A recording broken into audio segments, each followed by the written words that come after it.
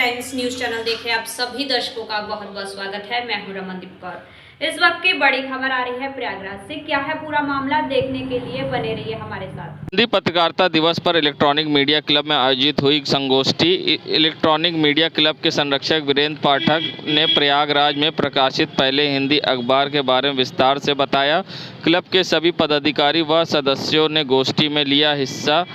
Electronic media club के अध्यक्ष राजेंद्र गुप्ता पत्रकारों से निष्पक्ष पत्रकारिता करने का पाठ पढ़ाया। ऐसे में इलेक्ट्रॉनिक मीडिया क्लब के सभी पदाधिकारी व सदस्य मौजूद रहे।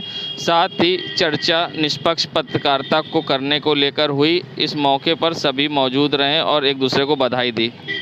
देखिए, प्रयागराज में आज पत्रकारिता दिवस मनाया जा रहा है। ऐसे तो हिंदी पत्रकारिता दिवस है और दंड मातृ कलकत्ता में स्थापित हुआ, लेकिन वास्तव में हिंदी पत्रकारिता प्रयागराज में हुई। भविष्य, अभ्युदय, बहुत सारे समाचार पत्र निकले और बहुत सारे पत्रकारों ने यहाँ पर अपनी लेखनी के माध्यम से स्वतंत्रता आंदोलन को धार दी, नेतृत्व दिया। तो पत्रकारिता दिवस प्रयागराज में मनाना महत्वपूर्ण है। आज इलेक्ट्रॉनिक मीडिया क्लब में पत्रकारिता दिवस मनाया गया। हम पत्रकारिता के उच्च मानदंडों पर चलने पर चर्चा कर रहे हैं। वीरेंद्र पाठक, संयोजक इलेक्ट्रॉनिक मीडिया क्लब। पत्रकारिता दिवस पर क्लब इलेक्ट्रॉनिक मीडिया क्लब के सभी सदस्य एकत्र हुए और पत्रकारिता को कैसे निष्पक्ष तरीके से किया जाए, इसे समाज को लाभ हो, इस पर सभी ने लगभग अपने अपने विचार रखे। और पत्रकारिता दिवस पर मैं सभी क्लब के सदस्यों और अन्य पत्रकारों को बहुत बहुत शुभकामनाएं देना चाहूँगा अपने इलेक्ट्रॉनिक मीडिया क्लब के अध्यक्ष के तौर पर। और उम्मीद है कि आने वाले समय में क्लब के सभी सदस्य एकजुट होकर अपनी बातों को सामने रखेंगे और किस तरह से समाज का भला हो, समाज की जो समस्याएं हैं उसे पत्रकारिता के माध्यम से सरकार और समाज के सामने लाएं। प्रधानमंत्री आवास योजना शहरी गोकुल धाम सेक्टर कौलंदीपुरम में जहां प्रधानमंत्री के सपनों की कॉलोनी बनाई गई है, जहां प्रधानमंत्री आवास योजना के तहत यहां 312 लोगों को जहां अब घर तो मिल गए हैं, मगर घरों के बाहर जिस तरह से गंदगी का अंबार है, जिससे पीएम मोदी के सपने पे और स्वच्छता अभियान पर पानी फिर रहा है। नगर निगम की लापरवाही के कारण यहां लोगों को परेशानी का सामना करना पड़ रहा है। वहीं सोसाइटी के उपाध्यक्ष अतुल पांडे ने और यहां के सिक्योरिटी इंचार्ज ने बताया कि यहां अब सफाई नहीं होती, जिससे लोगों को काफ़ी परेशानी का सामना करना पड़ रहा है। कूड़े से दुर्गंध भी उठती है, मगर लोग अब यहां रह रहे हैं तो इसी कूड़े के ढेर के बीच से आना जाना भी होता है। ऐसे में यहां क्या कुछ कहना है कॉलोनी के रहने वाले लोगों का, आइए दिखाते हैं आपको किस तरह से पीएम के सपने पे फिर रहा पानी। नगर महापौर माध्यम जी के सगर ये क्या कहना चाहते हैं कि यहाँ गंदगी का अंबार होता जा रहा है। जैसे और स्मार्ट सिटी के तहत यहाँ पे जो जगह खाली है, हमारे बच्चों को खेलने के लिए थोड़ा सुविधा दिया जाए, जिससे बच्चे खेलेंगे तो आगे बढ़ेंगे, कम्युनिटी का विकास होगा उनका। तो इनसे संक्रमण फैलता है, तमाम बीमारियां होती हैं और सरकार बहुत योजनाएं सफाई के लिए चले। हमारे प्रधानमंत्री महोदय ये स्वच्छता का विशेष अभियान चलाए हुए हैं और हम सब अगर सहयोग करते हैं तो बेहतर ही होगा। परिचय बता दें। हाँ सर, अतुल पांडे, प्रधानमंत्री आवास योजना उपाध्यक्ष। सर ज़्यादा तो सफाई नहीं होता है, ऐसे ही रहता है। तो सही कूड़े का अंबार लगा है जी। सफाई करने नहीं आते हैं लोग? आते हैं, बहुत कम आते हैं। बहुत कम आते हैं। तो इसी तरह कूड़े का अंबार पूरा लगा है। कितनी गंदगी से खतरा लगता है? जी, सफाई बहुत कम होता है, गंदगी तो पूरा है, वहाँ भी झाड़ू नहीं लगता बराबर। खतरा लगता है जी, इधर भी है जी, बीमारी चलती है। क्या नाम है आपका? पंचम लाल। प्रयागराज में गंगा दशहरे के पर्व पर सुबह से ही श्रद्धालु संगम तट पर पहुंचकर गंगा में आस्था की डुबकी लगा रहे हैं। भगवान विष्णु से अपने सभी पापों व कष्टों से मुक्ति के लिए प्रार्थना कर रहे हैं और आशीर्वाद प्राप्त कर रहे हैं। बता दें, हर साल ज्येष्ठ माह के शुक्ल पक्ष की 10वीं तिथि को माँ गंगा की पूजा अर्चना की जाती है, यानी आज के ही दिन कहा जाए। इस तिथि पर गंगा दशहरा, गंगा अवतरण भी कहा जाता है। मान्यता है ये भी है कि इस दिन गंगा स्नान करने से सारे पाप धुल जाते हैं। इसी दिन जीवनदायिनी मोक्षदायिनी माँ गंगा का पृथ्वी पर अवतरण हुआ था। भागीरथी अपने पूर्वजों की आत्मा का उद्धार करने के लिए गंगा को पृथ्वी लेकर आए थे। आज ही के दिन जो भी श्रद्धालु माँ गंगा में आस्था की डुबकी लगाते हैं उनकी मनोकामना पूरी होती है और साथ ही भगवान विष्णु से भी आशीर्वाद प्राप्त होता है। और क्या कुछ कहना है श्रद्धालु का, आइए दिखाते हैं। सागर में मिली हैं और वहाँ पर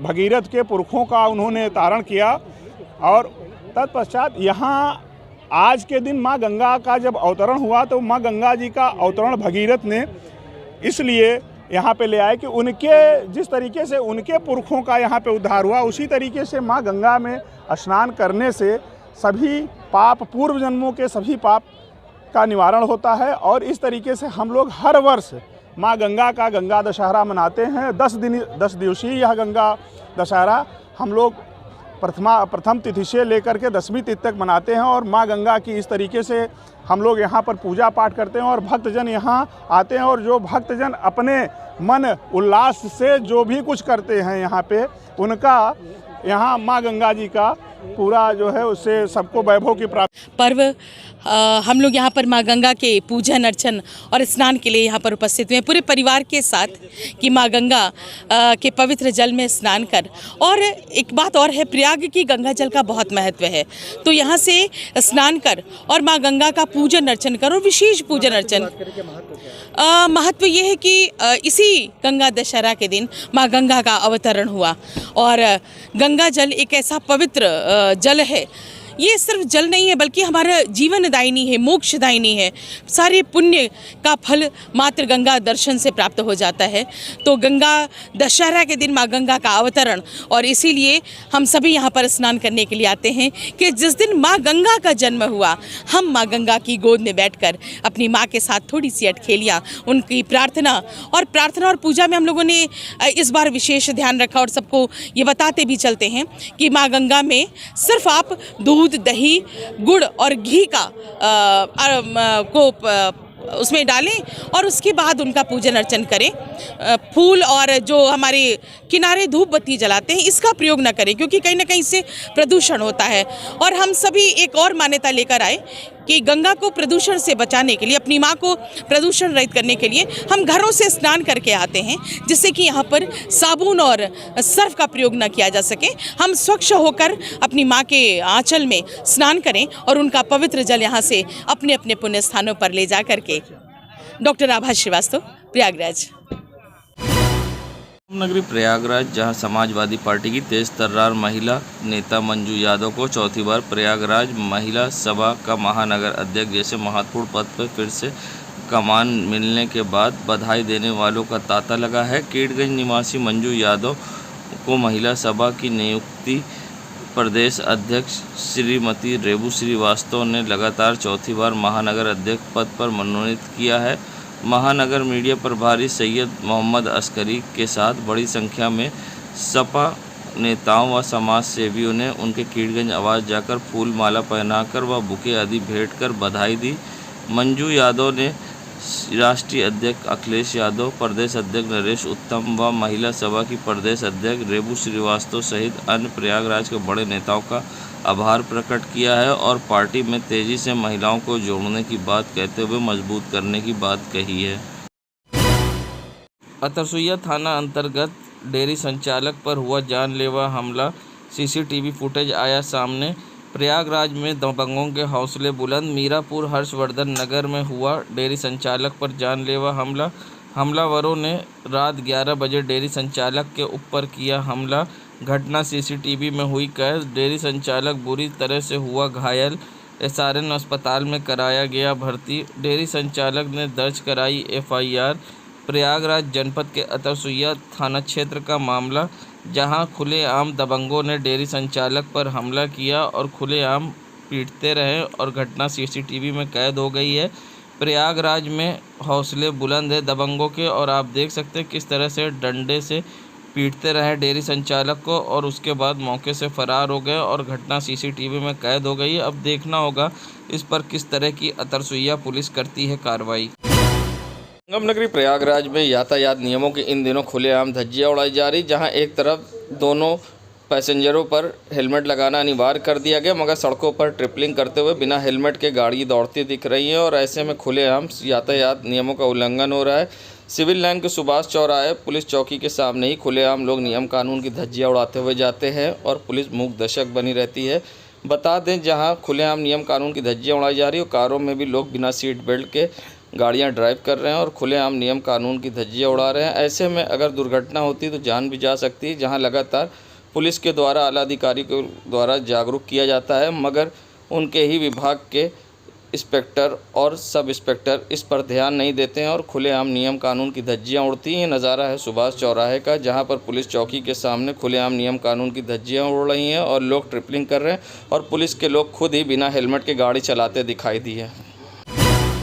संगम नगरी प्रयागराज के शाहगंज थाना क्षेत्र में उस समय हड़कंप मच गई जब शाहगंज थाना क्षेत्र के रीडर रोड में एक मकान के दरवाजे से पानी की मोटर खोलकर ले जाते समय दो युवकों को स्थानीय लोगों ने पकड़ लिया। स्थानीय लोगों ने मोटर चोरी कर रहे दोनों लोगों को पकड़ लिया और इनके पास से चोरी की मोटर भी बरामद की। बता दें, रीडर रोड पर एक मकान में पानी की मोटर लगी हुई थी। गर्मी के दिन में सन्नाटा देखकर ये दोनों चोर पानी की मोटर खोलकर ले जाने लगे। तभी स्थानीय लोगों की नज़र पड़ी और इनको पकड़ लिया और इसकी सूचना तत्काल पुलिस को दी। वहीं मौके पर पहुंची पुलिस ने कबाड़ का काम करने वाले दोनों युवकों को हिरासत में लिया और कबाड़ की टाली समेत दोनों युवकों को हिरासत में लेकर थाने ले गई। बता दें, कबाड़ की काम के आड़ में ये चोरी की घटना को भी अंजाम देते थे। वहीं कबाड़ के काम के आड़ में चोरी करने वाले दोनों लोगों को पुलिस ने हिरासत में लेकर थाने ले गई। देश दुनिया की खबरों के लिए world media times news channel को सब्सक्राइब करें।